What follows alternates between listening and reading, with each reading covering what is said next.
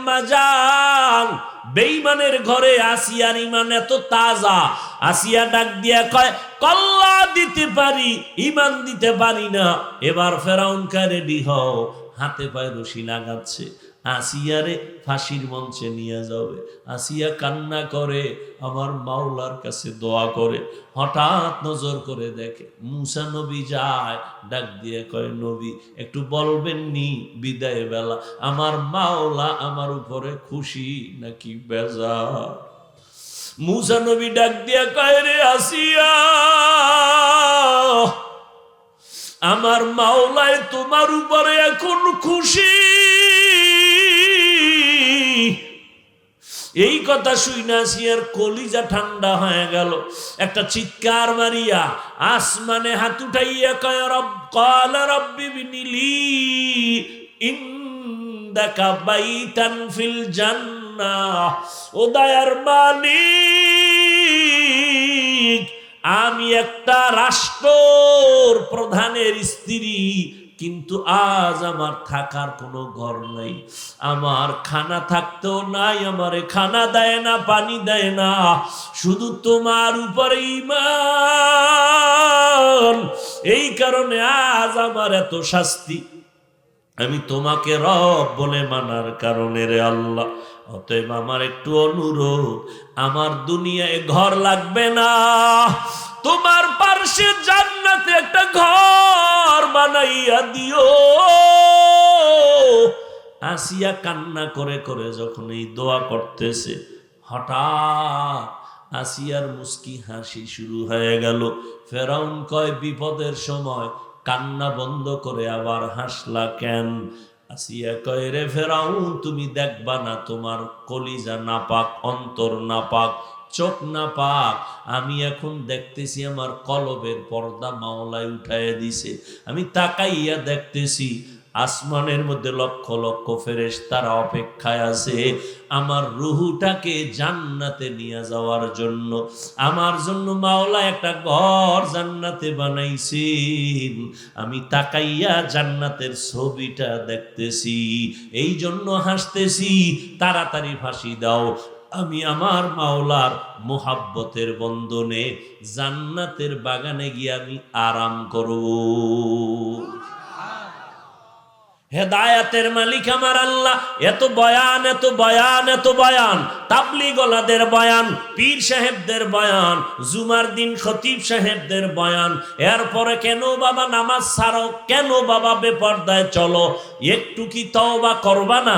এ যুবক, আমিও যদি আজকে তোমার মতো প্যান্ট শার্ট টাই লাগাইয়া দাড়ি কামাইয়া চলতাম, কেউ আমারে বাধা দিত না রে বাবা। আজকে টুপির কারণে কত গালি শুনি, আজকে দাড়ির কারণে কত তিরস্কার, কত মানুষ আমগো বাজে কথা বলে, মাদ্রাসায় পড়ার কারণে কত বাজে কথা বলে। এরপরেও নামাজ ছাড়ি না, টুপি ফালাই না, গালি দেই না, মিথ্যা বলি না, দাড়ি কাটি না, কারণ আমার মাওলার কোরআন সত্য, কোনো সন্দেহ নাই। যুবকেরা একটু জিহ্বা নাড়ায় বলো, অন্তর থেকে বলো, আসলেই কি কোরআনের মধ্যে কোনো ভুল আসেনি? যদি বলো নাই, তাহলে ওই কোরআনে জান্নাতের বয়ান আছে, তাও সত্য, জাহান্নামের বয়ান আছে, তাও সত্য। জান্নাতে যাবে নেক আমলওয়ালারা, তাও বলা আছে সত্য। জাহান্নামে গুনাহগারেরা যাবে, তাও বলা আছে সত্য। এর এলাকার যুবক ভাই, এরা তো হাফেজে কোরআন, ছোট ছোট বাচ্চা কোরআন মুখস্থ করে ফেললো। আর তুমি আমার নবী 4 খলিফার নামও মুখস্থ জানো না, মুসলমান। এর যুবক, কোরআনটা মুখস্থ দরকার নাই, দেখে দেখে তেলাওয়াত করবা, তাও পারো না। বাবায় মরে গেলে একবার আলহামদু সূরা, 3 বার কুল হু আল্লাহ শুদ্ধ করে পড়তে, তাও পারো না। কপাল বড় খারাপ, মুসলমানের বাচ্চা, বিএ পাশ করছো, আসসালামু আলাইকুম শব্দটাও শুদ্ধ করে বলতে পারো না।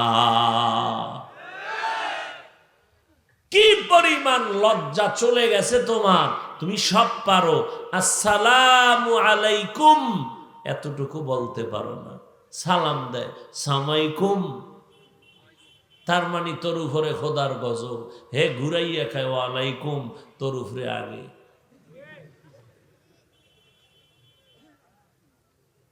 কই সালাম?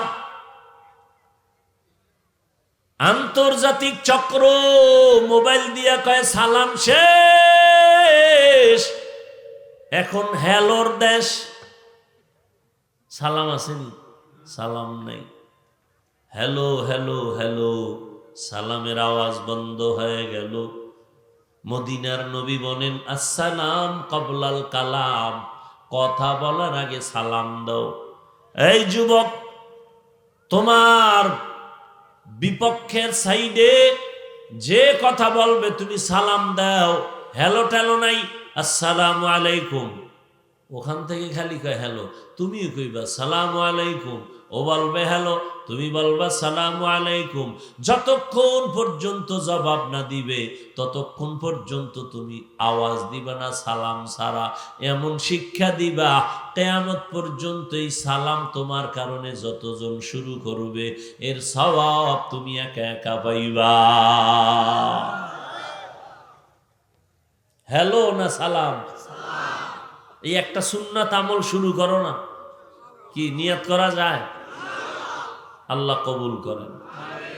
মান আহাব্বা সুন্নতি কওলে রাসূল মাজদায়ে কানা মাই হাম কুন কবুল।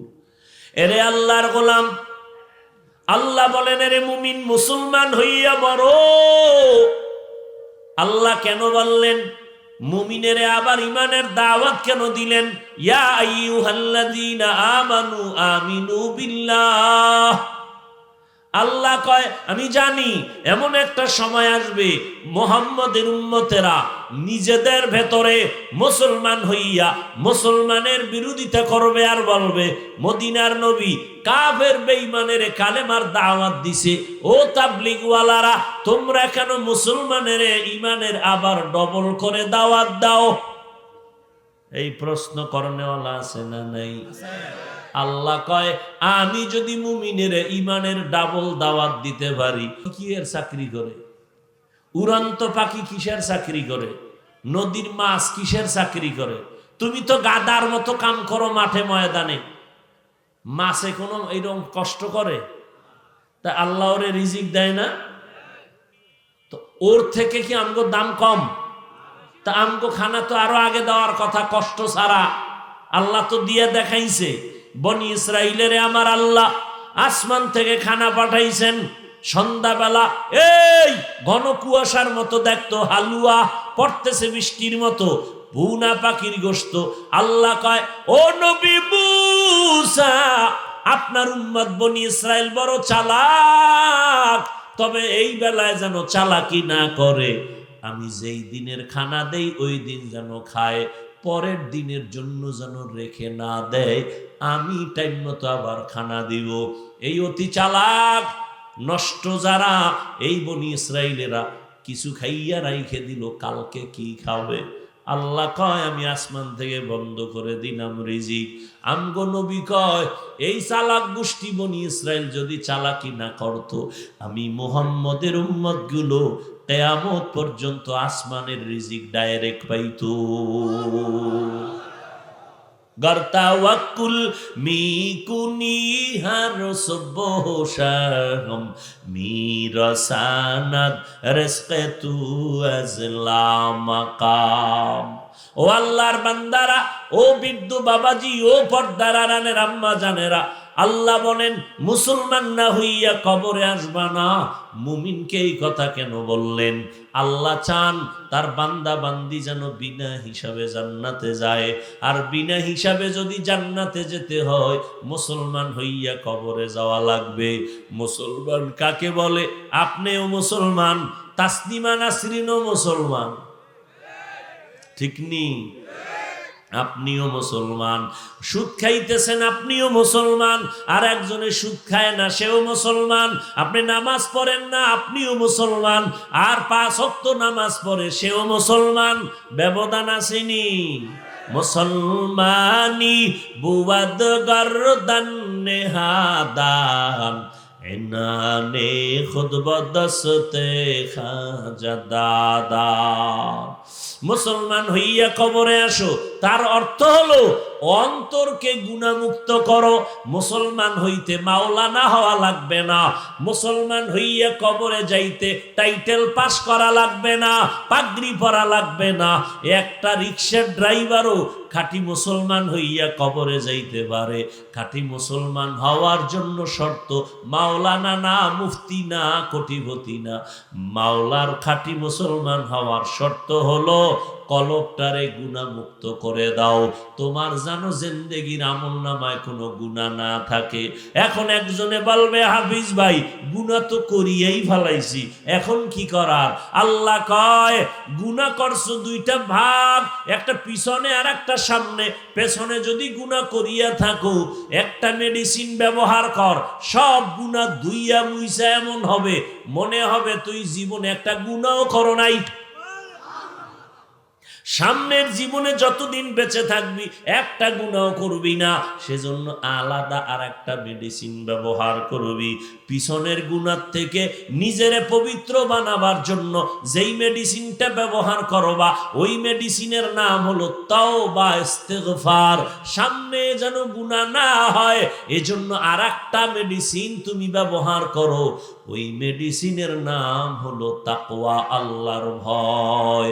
আর এই দোনোটা মেডিসিন তওবা ইস্তেগফার আর তাকওয়া, এই মেডিসিন যদি তুমি আনতে চাও নিজের মধ্যে, আল্লাহওয়ালা পীর মাশায়েখ খাঁটি মুসলমান উলামায়ে আহলে হকের নেক নজর ছাড়া সম্ভব হবে না।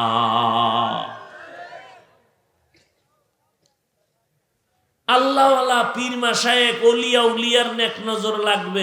এখন যেই আল্লাহর বান্দা বলে ওলিয়া উলিয়া এগুলো মানাই যাবে না, তোর কপাল পুরাটাই ফুরছে, অর্ধেক না পুরা। ঘর ফুরলে আবার ঘর করা যায়, ঠিক নি? কপাল ফুরলে আর জোড়া লাগানো যায় না। এরে আল্লাহর বান্দারা, আল্লাহর ওলি যারা, আউলিয়া যারা, উলামায়ে আহলে হক, এদের নেক নজর লাগাও। অনেক মূর্খ বলবে এ হাফিজ ভাই আল্লাহওয়ালাদের নজরে আবার কি হবে? জবাব কয়বার দিব? এরে ভাই একটা বাচ্চা, শিশু বাচ্চা আমার সামনেই না কয় একটু দম করেন, একটু পানি ভরা দেন, একটু তেল ভরা দেন, খায় না, শুকায় যায়। কেন? ডাক্তার দেখাইছেননি? কয় সব শেষ, এরপরও কেন সুস্থ হয় না? কয় বদনজর লাগছে, বদনজর। কি দেশে নাই? বদনজর বুঝেননি? কি অলুমানের, বিড়ালের না মানুষের? কি পীর সাহেবের, ইমাম সাহেবের না গাঞ্জাখোর? একটা গাঞ্জাখোর, বদমাস, চরিত্রহীন, বেনামাজি, ওর যদি বদনজরে একটা বাচ্চার মধ্যে রিয়াকশন হয়, একজন আল্লাহওয়ালা, কোরআন পড়নেওয়ালা, তাকওয়াওয়ালা, জিকির করনেওয়ালা, তাহাজ্জুদওয়ালা যদি নেক নজর দিয়ে কাউকে তাকাইয়া দেখে, আল্লাহওয়ালাদের নজরের মধ্যে কেন অ্যাকশন হবে না?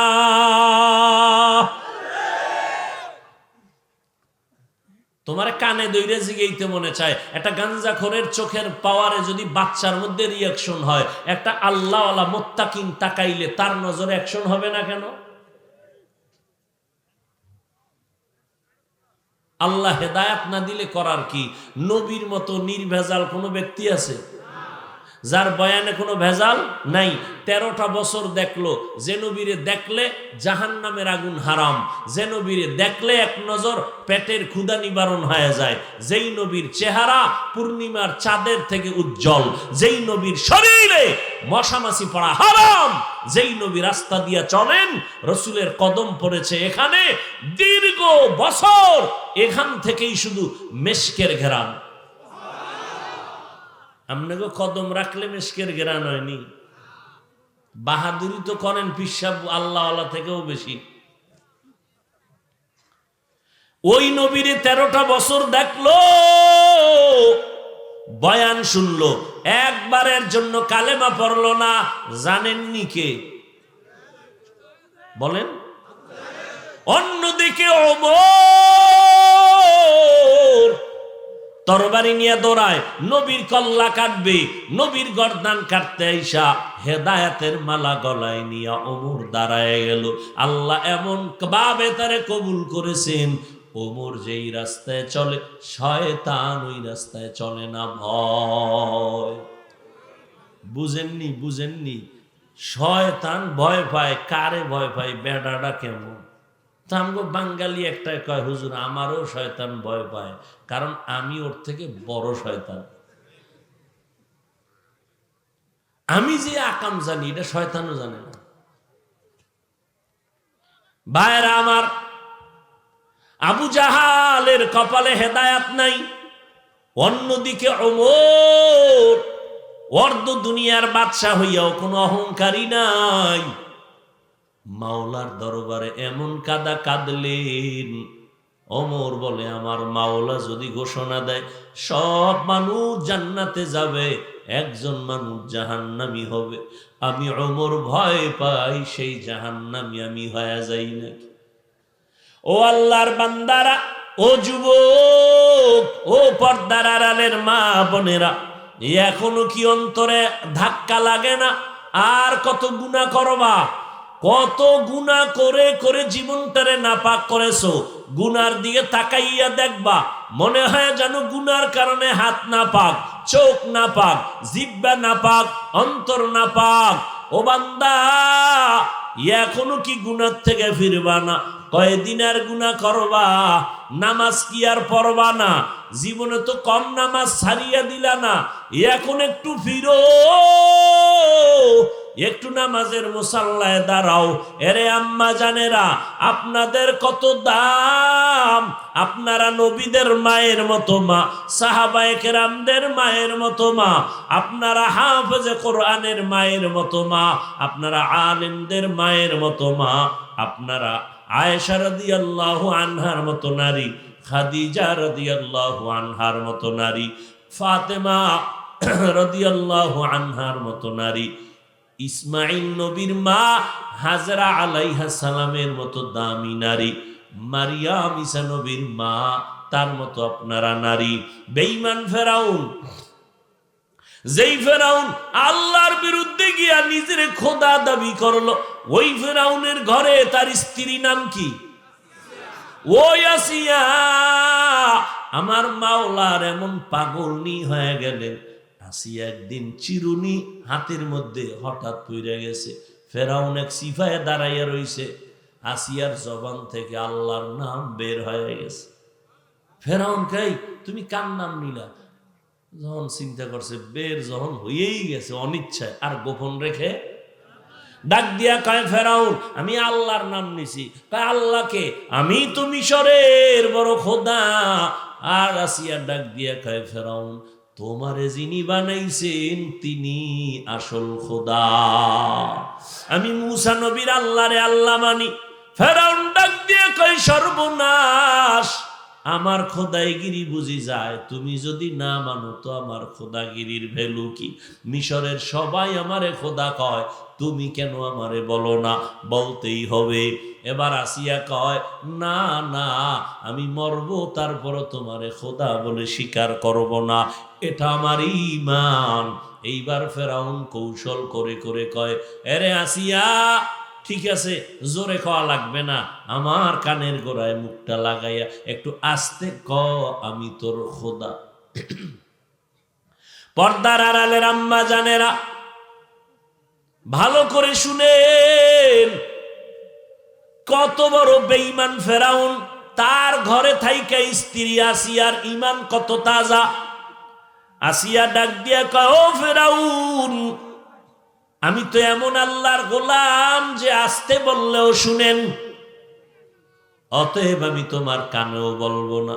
ফেরাউন কৌশলে যখন আগাইতে পারে না, অপকৌশল রেডি করলো, আর ধমকাইলো, আর বলল, আসিয়া রেডি হও, তোমাকে শুলিবিদ্ধ করা হবে, ফাঁসি দেওয়া হবে।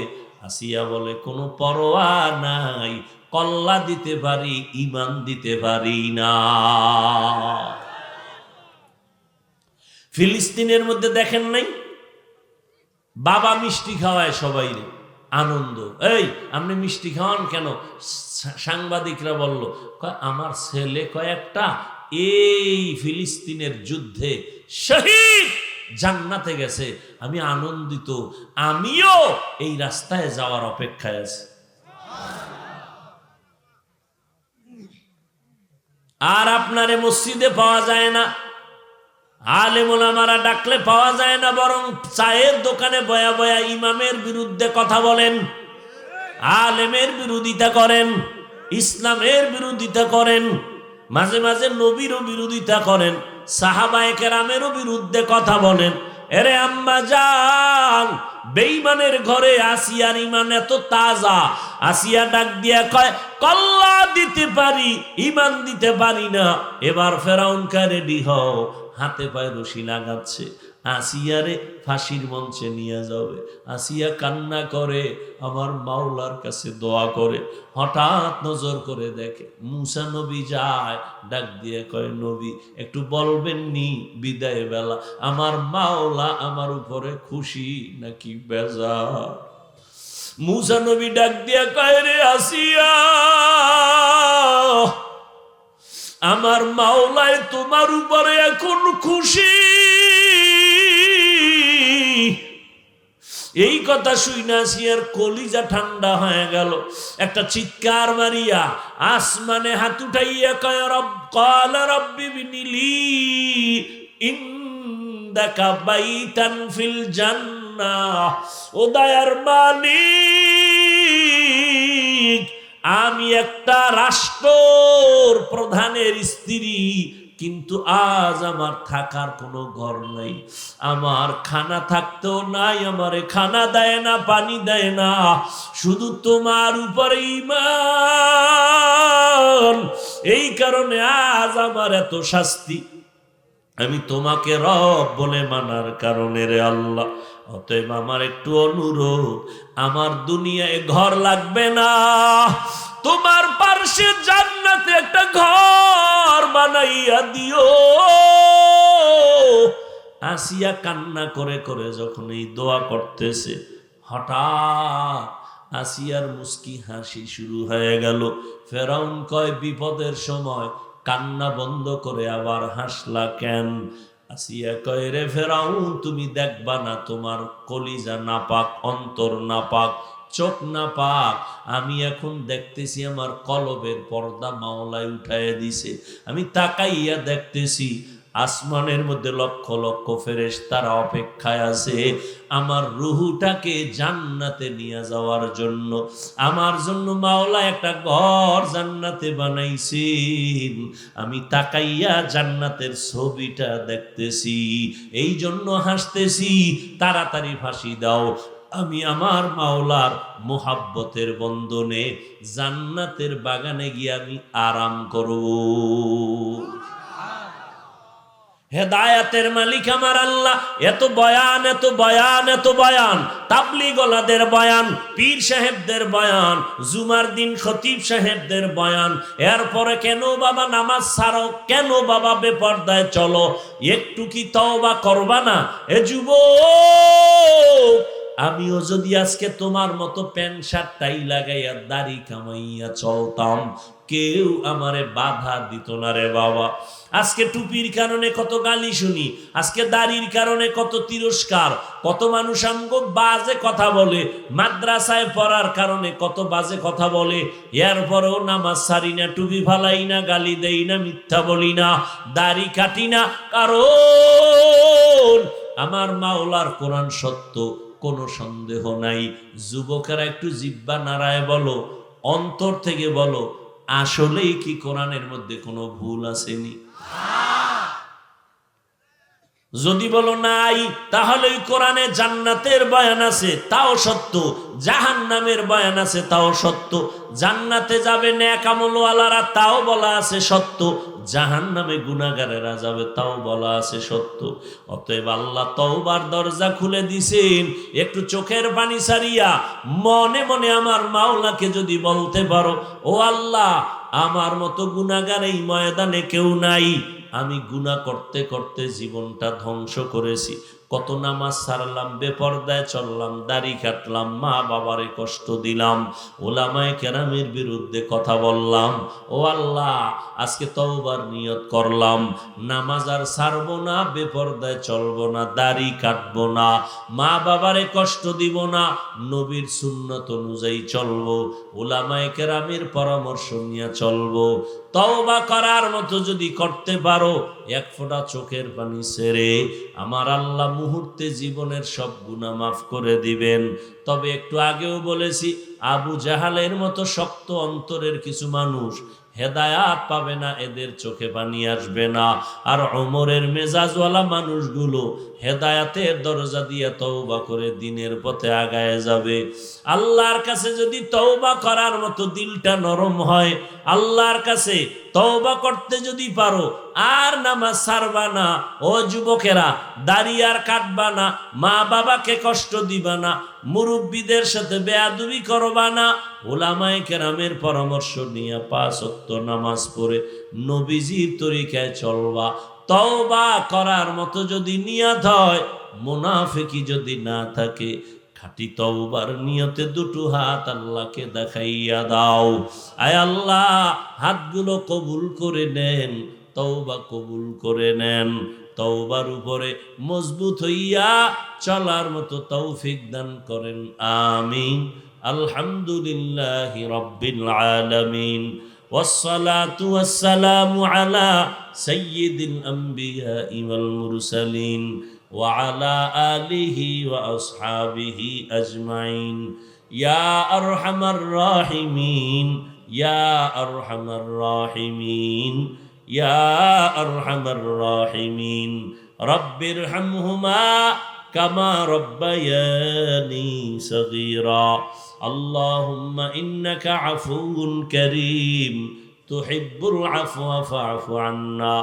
আল্লাহুম্মা ইন্না নাসআলুকা রিযাকা ওয়াল জান্নাহ ওয়া নাউযু বিকা মিন সাখাতিকা ওয়ান নার।